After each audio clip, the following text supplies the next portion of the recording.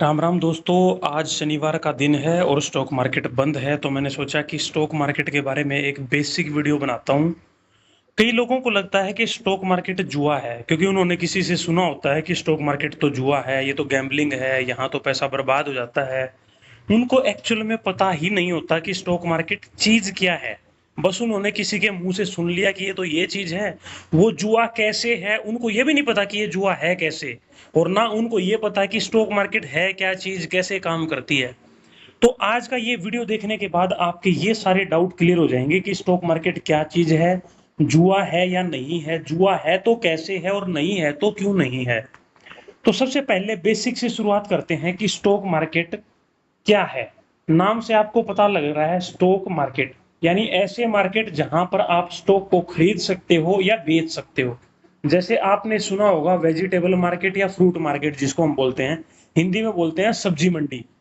सब्जी मंडी में क्या होता है, सब्जी खरीदी जाती है, बेची जाती है, कोई बेचने वाला होता है, कोई खरीदने वाला होता है। एक होती है ग्रेन मार्केट यानी अनाज मंडी जिसको बोलते हैं, जहां पे अलग अलग तरह के अनाज खरीदे जाते हैं और बेचे जाते हैं। किसान आता है अपना कोई भी अनाज लेके, जैसे मान लो गेहूं लेके आया, गेहूं को बेचने वहां पे आड़ती होता है, वो गेहूं को खरीदता है। ऐसे ही सब्जी मंडी में किसान आता है, अपनी कोई भी सब्जी लेके वहां पे आड़ती होता है, वो उसकी सब्जी को खरीदता है। और फिर वो आड़ती आगे जो बड़े सेलर होते हैं जो सब्जी मंडी में बैठ के सब्जियां बेचते हैं, वो उनको बेचता है। फिर जो वो सेलर है वो वहां पे अपनी रेडियां, अपनी दुकान लगा के कस्टमर को बेचते हैं। ये पूरा प्रोसेस होता है। तो ऐसा ही कुछ प्रोसेस है दोस्तों स्टॉक मार्केट। स्टॉक मार्केट में क्या होती है, स्टॉक्स की बाइंग और सेलिंग होती है। अब कई दोस्तों को यही नहीं पता होता कि स्टॉक क्या चीज है। स्टॉक होता है दोस्तों किसी कंपनी की हिस्सेदारी।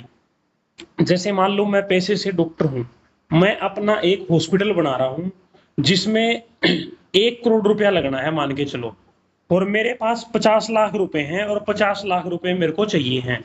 तो इसके दो ऑप्शन हैं, या तो मैं बैंक से लोन ले लूं, या मैं किसी को हिस्सेदारी दे के उससे पैसा ले लूं, उसको बोलते हैं फंडिंग। ठीक है, दो ऑप्शन हो गए। अगर मैं बैंक से पैसा लेता हूं तो मुझे क्या करना पड़ेगा, उसका ब्याज देना पड़ेगा। ठीक है, अगर मैं किसी को हिस्सेदारी बेचता हूं तो मुझे उसका ब्याज नहीं देना पड़ेगा, उसको प्रॉफिट में से हिस्सा देना पड़ेगा। जैसे मान लो 50 लाख मेरे पास है, मैंने कोई एक बंदा और पकड़ लिया जिसने 50 लाख रुपए लगा लिए, हम दोनों की 50-50% की हिस्सेदारी होगी। तो मान लो एक महीने में हॉस्पिटल ने 1 लाख रुपए कमाया, तो उसमें से 50,000 मेरे, 50,000 दूसरे पार्टनर के, क्योंकि हम तो बराबर के पार्टनर हैं।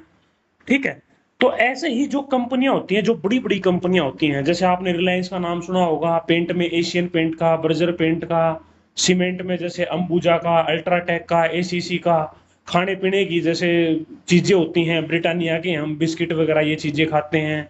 और जितनी भी कंपनियां जो मतलब आप देखते हो ना, चाहे वो कपड़ों की हो, जूतों की हो, गाड़ियों की हो, बाइक स्कूटी, जो कुछ भी है, सर्विस आईटी, जैसे आईटी सर्विसेज होगी, जोमेटो से हम खाना ऑर्डर करते हैं, तो ये लगभग सारी कंपनियां क्या है, ये लिस्टेड कंपनियां हैं। लिस्टेड कंपनी का मतलब क्या होता है कि जैसे मैंने अपने हॉस्पिटल का एग्जांपल लिया, 1 करोड़ रुपया मेरे को चाहिए था, मैंने मान लो हॉस्पिटल बना लिया, पूरा 1 करोड़ रुपया मैंने लगा दिया। तो मैं अब अपनी कंपनी को यानी अपने हॉस्पिटल को स्टॉक मार्केट में लिस्ट करूंगा, 50% हिस्सेदारी मैंने बेचनी है। ठीक है, तो वो 50% हिस्सेदारी कोई कितनी भी खरीद सकता है। 50% हिस्सेदारी का मतलब यहां कितना हो गया, 50 लाख। अब किसी के पास मान लो 5,000 रुपए हैं तो वो 5,000 रुपए की हिस्सेदारी खरीद सकता है। किसी के पास 10 लाख रुपए हैं तो वो 10 लाख रुपए की हिस्सेदारी खरीद सकता है। टोटल मान लो 1 करोड़ का हॉस्पिटल है और किसी के पास 10 लाख रुपए हैं, तो उसकी हिस्सेदारी हो जाएगी 10%, जिसकी 5,000 रुपए है उसकी 5,000 रुपए के हिसाब से हिस्सेदारी हो जाएगी। तो यहां आप क्या करते हो, आप कंपनियों में हिस्सेदारी खरीदते हो।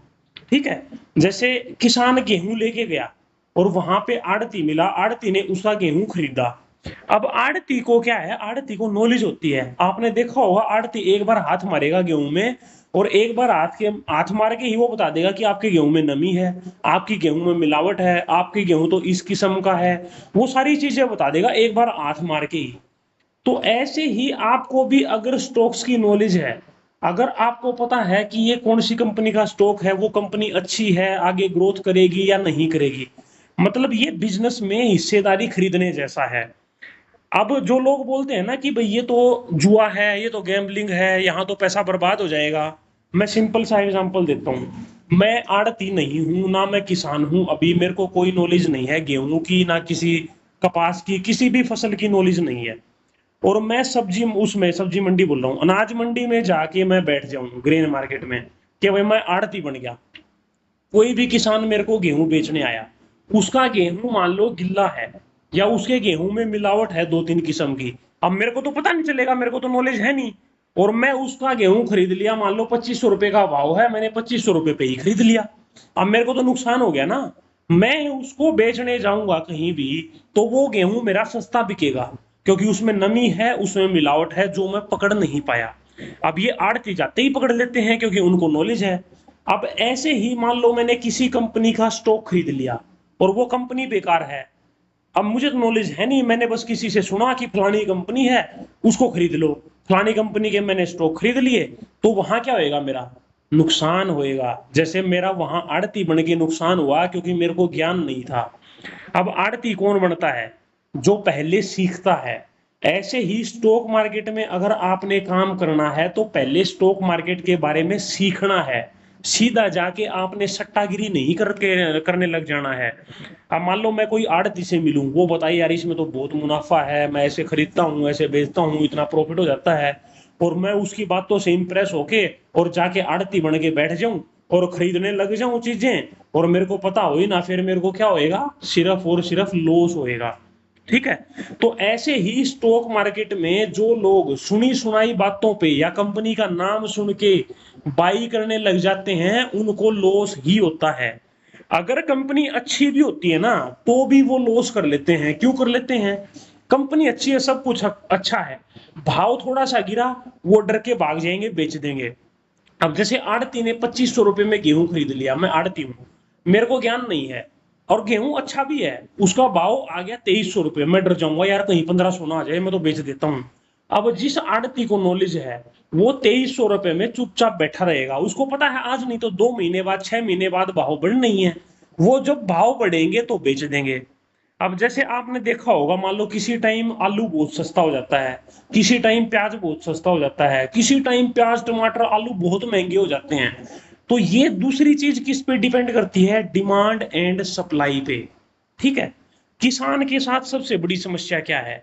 अब हर किसान का जो गेहूं है, वो तो एक ही टाइम पे पकेगा ना, ऐसा तो है नहीं किसी का जनवरी में पक गया, किसी का मार्च में पक गया, किसी का जुलाई में पक गया। हर किसी का मार्च अप्रैल में गेहूं पकता है। तो सारे किसान अपना गेहूं लेके ग्रेन मार्केट में जाते हैं बेचने के लिए। यानी सप्लाई क्या होगी, सप्लाई बहुत ज्यादा बढ़ेगी। ठीक है। सप्लाई बहुत ज्यादा बढ़ने से क्या होएगा, प्राइस गिर जाएगा। दूसरी चीज, सप्लाई अगर कम होगी किसी चीज की, ठीक है, तो प्राइस क्या करेगा, बढ़ेगा। ठीक है।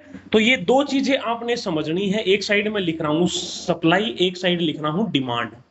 अगर मान लो डिमांड कांस्टेंट है और सप्लाई बढ़ेगी, तो क्या होएगा, प्राइस गिरेगा। ठीक है। और अगर उल्टा हो गया, डिमांड कांस्टेंट है, सप्लाई कम होगी, तो भाव बढ़ेगा। सिंपल एग्जांपल लेके समझते हैं। मेरे पास 10 किलो आटा है, ठीक है, खरीदने वाला सिर्फ एक आदमी है। ठीक है। सप्लाई जितनी है उतनी है, खरीदने वाला बंदा क्या है, बहुत कम है, यानी डिमांड बहुत कम है। तो वो बार्गेन करेगा। मैं बोलूंगा ना भाई 25 रुपए किलो दूंगा मैं, वो बोलेगा मैं तो 22 लूंगा, देना है तो दे, नहीं तो मत दे। अब मेरे पास 10 किलो आटा है और खरीदने वाले 100 लोग हैं, उनमें से कोई बोलेगा मैं 26 ले लूंगा, मैं 27 ले लूंगा, क्योंकि रोटी तो सबको खानी है ना। तो क्या हुआ, डिमांड बढ़ गई। डिमांड बढ़ने से क्या होया, सप्लाई तो कांस्टेंट है, डिमांड बढ़ेगी तो भाव बढ़ गए। तो जो शेयर के भाव हैं वो दो चीजों से बढ़ते हैं। एक तो कंपनी कैसी है, अगर कंपनी अच्छा प्रॉफिट कर रही है, जैसे मान लो मेरा हॉस्पिटल था, बहुत अच्छा चल रहा है, तो कोई भी हिस्सेदारी खरीद लेगा उसकी, थोड़ा महंगे भाव में भी खरीद लेगा, क्योंकि उसको पता है अगले साल तक वो भाव और ज्यादा बढ़ जाने हैं। दूसरा, डिमांड एंड सप्लाई पे डिपेंड करता है। किसी टाइम अगर डिमांड सप्लाई की जो इक्वेशन है ये गड़बड़ा जाती है, तो भाव भी गड़बड़ा जाते हैं। इसलिए सिर्फ एक चीज नहीं, आपको कई सारी चीजें आपको स्टॉक मार्केट में समझ के चलनी है। जैसे आड़ती सिर्फ ये समझ ले कि मैं मिलावट समझ लूंगा कि मिलावट है या नहीं गेहूं में, तो क्या वो नमी को समझ पाएगा? नहीं समझ पाएगा। क्या वो डिमांड सप्लाई की इक्वेशन को समझ पाएगा? अगर उसको ये पता हो कि इसकी अगले 2-4 महीने तक डिमांड ही नहीं आनी, इसका भाव ही नहीं आना, तो वो क्यों खरीदेगा? या खरीदेगा तो सस्ते भाव में खरीदेगा। तो सेम चीजें स्टॉक मार्केट में है दोस्तों। ये सारी चीजें स्टॉक मार्केट का आपको नॉलेज लेना पड़ेगा, तभी आप यहां से पैसा कमा पाओगे। स्टॉक मार्केट जुआ नहीं है। स्टॉक मार्केट बिजनेस में हिस्सेदारी खरीदना है, बिजनेस में पैसा लगाना है। जैसे मैं हॉस्पिटल खोलूं तो आप रियल में मेरे हॉस्पिटल में हिस्सेदार बन जाओ। यहाँ पे क्या है, यहाँ पे ये सारी चीजें ऑनलाइन होती हैं, इसलिए लोगों को लगता है कि ये तो जुआ है, क्योंकि वो जुआ की तरह इसको खेलते हैं, इसको करते हैं। कहीं से कुछ सुन लिया, उसके बेसिस पे कुछ खरीद लिया, कुछ बेच दिया। तो अगर आप सिस्टम से करोगे तो स्टॉक मार्केट एक बिजनेस में पैसा लगाना है।